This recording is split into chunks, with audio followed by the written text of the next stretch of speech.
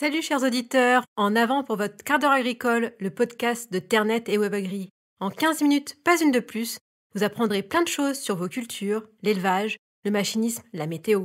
Ce 11e épisode est rendu possible grâce aux produits AgriRepel, les films d'enrubanage et gaines d'ensilage qui protègent vos fourrages des oiseaux et des rongeurs.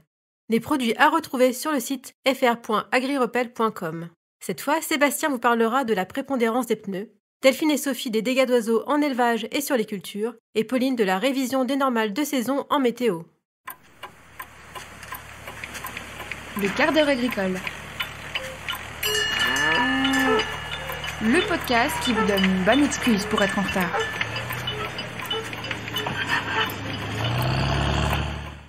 Sébastien, tu abordes aujourd'hui la prépondérance des pneumatiques agricoles. Avant de démarrer, peux-tu nous dire à quoi correspond ce terme un peu barbare ? Évidemment, Céline. Alors, il n'est pas rare d'entendre parler de la prépondérance des roues sur un tracteur dès lors qu'il s'agit d'un modèle à 4 roues motrices. En fait, à l'exception de quelques rares modèles, les roues avant sont plus petites que les roues arrière. Il est donc nécessaire d'avoir une synchronisation entre le train avant et le train arrière. La prépondérance, c'est le rapport entre la circonférence des roues sur l'essieu avant et sur l'essieu arrière. Pour être optimal, les manufacturiers annoncent que la valeur doit être comprise entre 0 et 3%. Un bon réglage doit permettre au train avant de tracter légèrement plus que le train arrière. À noter qu'en dehors de ces bornes, tu engages la durée de vie mécanique, elle est mise à mal, notamment celle de la transmission et des pneumatiques. Alors, mieux vaut la respecter. Je vois. Par contre, quel rapport avec les travaux de saison ? C'est assez simple. Il n'y a pas de rapport direct avec le retour des pulvérisateurs au champ. La prépondérance est à considérer quelle que soit la saison. Cependant, avec le retour des pulvérisateurs au champ, c'est important parce que bon nombre d'agriculteurs vont passer en roue modèle E3. Donc c'est pour moi le bon moment où l'agriculteur doit être vigilant dans son choix de dimension. En outre, contrairement aux idées reçues, la montre d'origine du tracteur n'est pas nécessairement la plus adaptée. En fait, les constructeurs optent souvent pour une solution plus économique. Alors pour bien comprendre, Céline, sur le tracteur à 4 roues motrices, les roues avant et les roues arrière ne tournent pas à la même vitesse. À l'avant, elles tournent légèrement plus vite pour compenser leur différence de diamètre. Tu me suis ? Oui. Bon, je poursuis. Pour bénéficier de l'effet tirant, la vitesse des roues avant doit donc être légèrement supérieure. C'est cette différence que l'on exprime en pourcentage que l'on baptise prépondérance. Ok, du coup, comment puis-je agir en choisissant la taille de mes pneus ? Tu es bien d'accord que si tu changes le diamètre de tes roues, tu modifies nécessairement leur circonférence. Et donc, tu agis sur la différence de vitesse entre chaque roue. D'où la nécessité de choisir le diamètre de roue maximal qu'il est techniquement possible d'installer à l'arrière de ton tracteur. Ensuite, il te faut chercher le modèle de pneu qui va correspondre le plus à tes usages. Une fois que ce choix est effectué, tu peux alors calculer le diamètre des roues que tu devras installer à l'avant. C'est l'étape indispensable pour éviter les problèmes de non-synchronisation et de dégradation des éléments mécaniques. Ouh là là, elle est encore très technique ta chronique Sébastien. Concrètement, quelles sont tes préconisations ? Pas de panique Céline, en fait c'est assez simple. Je reviens sur la partie calcul avec un exemple pour que tout le monde comprenne bien. Le rapport de prépondérance prend en compte le rapport de pont avant. Cette information, tu la trouves auprès de ton concessionnaire, voire directement chez le constructeur. Par exemple, si tu as des roues arrière de dimension 650-75 R38, leur circonférence sera donc de 5760 mm. À l'avant, les pneus de 600 par 65 R28 mesurent, eux, 4450 mm de circonférence. Sachant que le tracteur bénéficie d'un rapport de pont de 1,325, la prépondérance devrait alors être de 4450 fois 1,325 moins 5760 divisé par 5760 fois 100 égale 2,36%. Dans ce cas, la prépondérance est bonne. Pour être optimal, le rapport doit donc se situer entre 0 et 3%. Cette valeur permettra au tracteur d'exprimer tout son potentiel de puissance et d'adhérence. Si la valeur est trop importante, dans ce cas, l'essieu arrière devient un frein pour l'essieu avant. La direction ne va pas réagir normalement et les contraintes mécaniques vont être élevées, ce qui risque d'user prématurément les pneus avant. A l'inverse, si le pourcentage est négatif, le pont avant perd en efficacité, l'arrière risque de patiner et du coup tu vas endommager la transmission. Passons à la chronique de Sophie car les pneus, ça commence à me gonfler. Le sujet n'est pas forcément plus léger par contre, les dégâts d'oiseaux sur les cultures.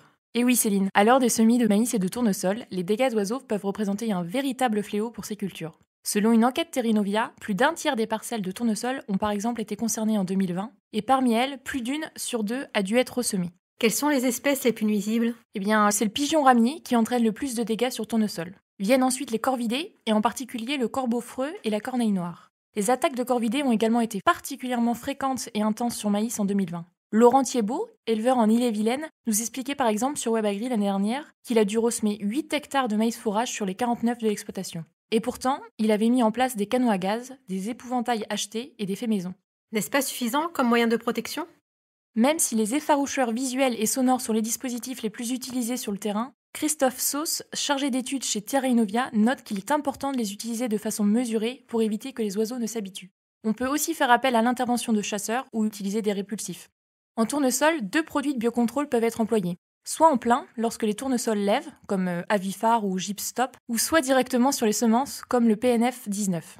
Les effets restent toutefois aléatoires. Pour le maïs, il ne reste là qu'un seul produit disponible, le Corit 520 FS à base de Ziram. Bien que les essais montrent des résultats comparables aux solutions à base de Thiram, cela peut rester insuffisant lorsque les populations de corvidés sont trop importantes et que les conditions agronomiques sont favorables aux attaques. Seulement 3 à 5% des surfaces de maïs ont été protégées avec ce produit en 2020. Bon, il n'y a pas vraiment de solution alors. Eh bien, à vrai dire, pas vraiment. Mais beaucoup de recherches sont en cours pour faire évoluer cette lutte. Terrinovia teste notamment l'utilisation d'engrais starter ou de variétés vigoureuses. L'Institut a mis aussi à l'essai le semis de tournesol sous couvert d'orge ou de févrole pour un effet confusion. Reste encore quelques ajustements à trouver pour éviter les soucis de concurrence entre la culture et le couvert. Plusieurs agriculteurs testent aussi cette idée de confusion en maïs avec des plantes APA comme le blé ou l'orge qui sont utilisées aussi contre le topin. Elles pourraient ainsi servir à réduire les attaques d'oiseaux. D'autres pistes sont à l'étude comme le développement d'un boîtier de détection optique en temps réel qui permettrait alors de déclencher un signal d'effarouchement à chaque détection ou encore l'usage d'un drone terrestre couplé à un effaroucheur. À suivre donc. Tout à fait Céline. Et en attendant, Christophe Sauce nous rappelle quelques règles pour limiter les dégâts et permettre une approche intégrée. Tout d'abord, respecter les fondamentaux d'un semis réussi, éviter les parcelles historiquement exposées, être aussi attentif à l'activité des oiseaux avant semis et si nécessaire recourir aux possibilités de destruction conformément à la réglementation.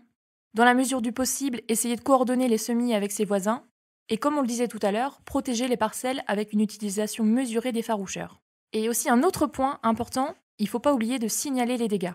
Même si cela ne donne droit aujourd'hui à aucune indemnisation, cela sera pris en considération pour l'étude de leur classement ou non sur la liste des espèces nuisibles. Merci pour ces infos Sophie. Malheureusement, il n'y a pas que dans les champs que les oiseaux font du dégât.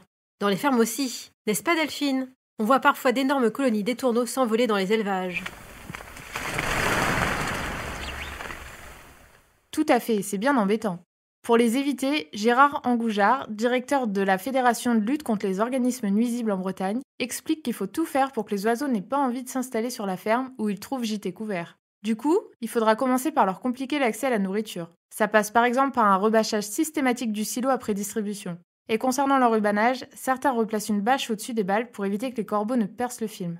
Et pour les stocks de grains ou de concentrés, ça va de soi, mieux vaut les fermer. Ça doit pas être open bar. Et dans le cas où une vache se ferait la malle pendant la nuit, on sera bien content d'avoir fermé ses stocks.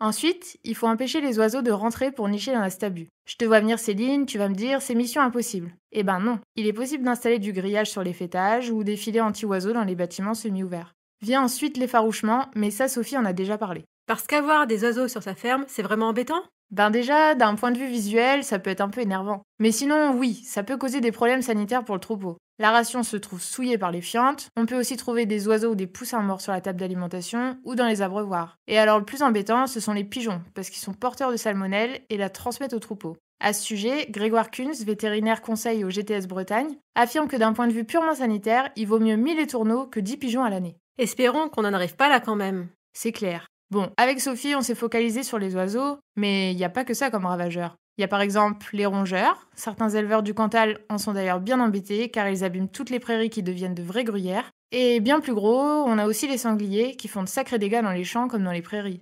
En 20 ans, le nombre de sangliers abattus par saison de chasse a augmenté de 115%. C'est pas rien. Mais a priori, ça suffit pas encore. Il y a pas mal de choses à dire autour des sangliers, mais on pourra l'aborder dans une prochaine chronique.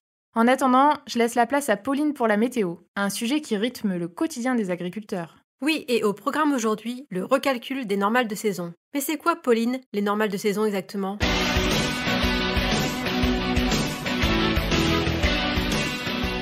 Selon Météo France, dans l'Hexagone, les premières normales ont été produites en 1900.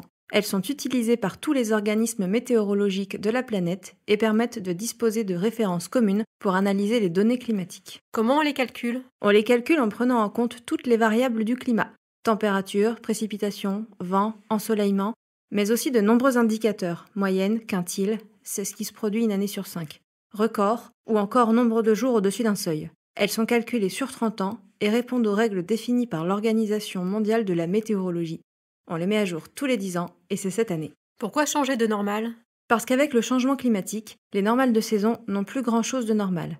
Les normales qu'on utilise actuellement correspondent aux années 1981-2010.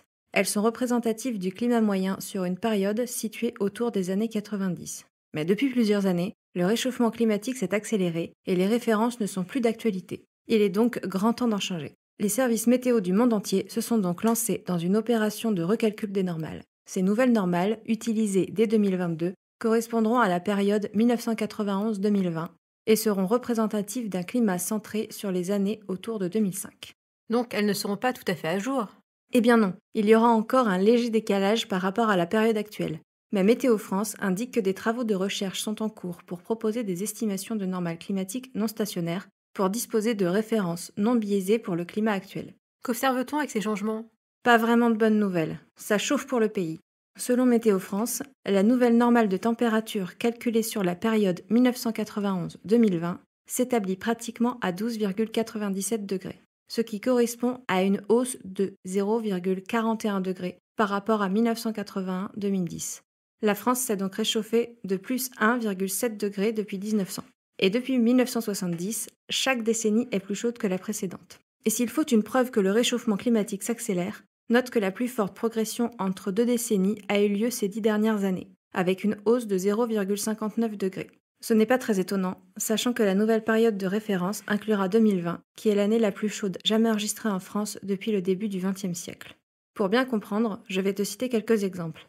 Aujourd'hui, Paris et Nantes ont le climat du Bordeaux des années 70, Strasbourg celui de l'ancien Lyon, et Lyon correspond au climat du Montélimar des 70s.